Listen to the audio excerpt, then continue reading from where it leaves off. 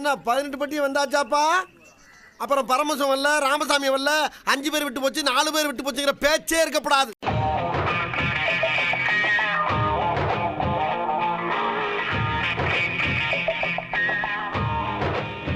அதனால பெட்டரா பண்ண முடியும், சரி இன்னொரு சான்ஸ் கொடுக்கலாமே அப்படிங்கறதுனால பிக் பாஸ் முடிவு பண்ணிருக்கலாம் sir. Very interesting, but I don't care.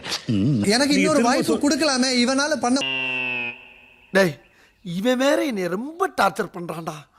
வெளியே போயிட்டான், இவனுக்கு இன்னொரு வாய்ப்பு கொடுத்தோம்னா இவன் நல்லா இன்னும் பெட்டரா பண்ணுவான் அப்படிங்கறத பிக் பாஸ் முடிவு பண்ணிருக்காங்க. எவ்வளவு இடைஞ்சல் பண்றாங்க. ஏற்கனவே வாய்ப்பு அவருக்கு ரொம்ப கம்மியா இருந்தனால திரும்பி பெட்டரா பெர்ஃபார்ம் பண்ண நம்பி இருக்காங்கல்ல. எதனால அர்ணாவை நம்பினாங்க? தோத்துக்கிட்டே இருக்கீடா. எதனால அவருக்கு வாய்ப்பு கொடுத்தாங்க? அதை பத்தி உங்களுக்கு ஏதாவது தெரியுமா? அதை பத்தி சொல்லுங்க. அதை பத்தி எனக்கு ஐடியா இல்ல சார். பட் இது டூ மச், இது டூ மச். எது தெரியாது இல்லையா? தெரியல சார். பட் எனக்கு வந்து கொடுக்கிற ஸ்பேஸை யூட்டிலைஸ் பண்ணணும்ன்றது எனக்கு தெரிஞ்சு. என்னங்க எனக்கு ஒண்ணுமே புரியல. அதுதானப்பா எனக்கும் புரியல. யூஸ் பண்ணிக்கலாம் சார். பாராட்டாங்க, ஒரு பாராட்டுங்க. சோலி முடிச்சு நான் பண்ணேன் சார். எதை வச்சு அப்படி முடிவு பண்ண?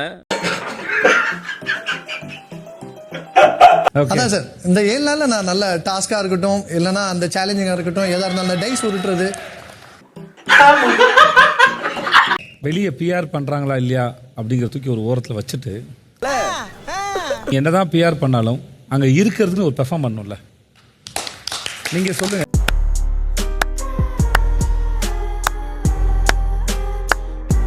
சார் அப்போ ஒரு பர்சனல் விஷயம் சொல்லட்டுமா sir?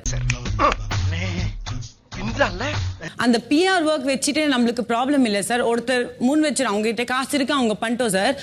This is an unwanted statement irrelevant to the current situation. அந்த சேம் டீம் மத்த கண்டெஸ்டன்ட்க்கு கீழே இருக்கும்போது அதுதான் எனக்கு பிரச்சனை சார். கொஞ்சம் இதோட நிறுத்திக்கலாம்ல.